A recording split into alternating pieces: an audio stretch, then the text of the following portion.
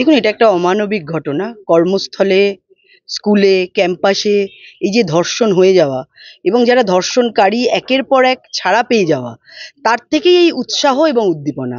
এবং তার থেকেই একের পর আমরা দেখতে পাচ্ছি যে ডাক্তার, পড়ুয়ারা তারা পর্যন্ত এই ধর্ষণের শিকার হচ্ছে, বারবার মৃত্যুমুখে যাচ্ছে। আমরা অভয়ার থেকে সেই উদাহরণ পেয়ে থাকি।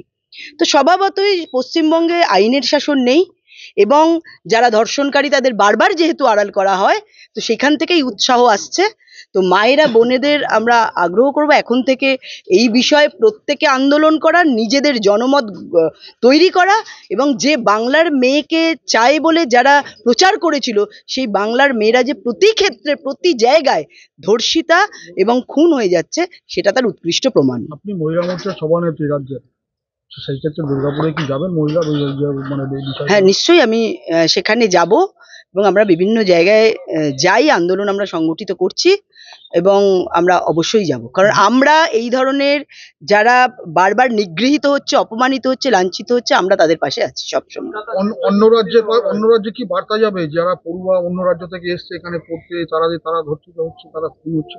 দেখুন, অন্য রাজ্যের কাছে বার্তা অভয়ার সময় থেকেই আমরা এটা লক্ষ্য করেছি, সারা বিশ্বের কাছে এই বার্তা গেছে যে পশ্চিমবঙ্গ মহিলাদের জন্য সেফ নয়।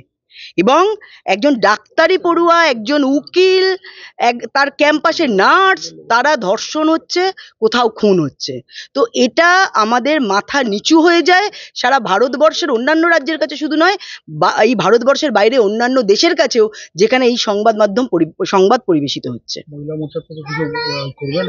দেখুন, এইটা একটাই এটার বিষয়, এটা হচ্ছে এই সরকার পরিবর্তন। কারণ এই সরকার, যারা এরম রেপ হচ্ছে প্রত্যেক জায়গায়, এই যে একটু আগে আমি শুনছিলাম যে কলকাতা সব থেকে সেফেস্ট সিটি, কি করে হয়? কারণ এখানে কোনো রকম এই যে বিভিন্ন ধরনের যে অভিযোগ, সেই অভিযোগই থানায় নেওয়া হয় না।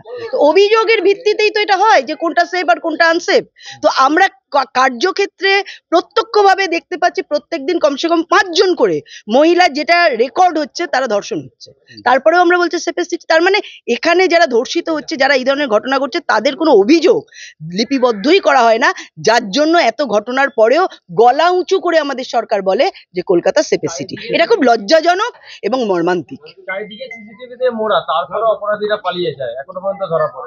সিসিটিভি তো অপরাধীদের জন্য নয়, খুনিদের জন্য নয়, সিসিটিভি যারা আন্দোলন করবে তাদের জন্য।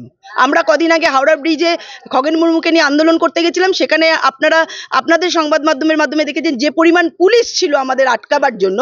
যদি খগেন মুর্মুর ওপরে যে ধরনের আঘাত হয়েছে, ওখানে আমাদের যারা তার দেহরক্ষী ছিল, তারা, অর্থাৎ সিআরপিএফ যেভাবে নিগৃহীত হয়েছে, যদি সত্যিকারের পুলিশ আটকাতো সেখানে, তাহলে খগেন মুর্মুর এই ঘটনা ঘটতো না।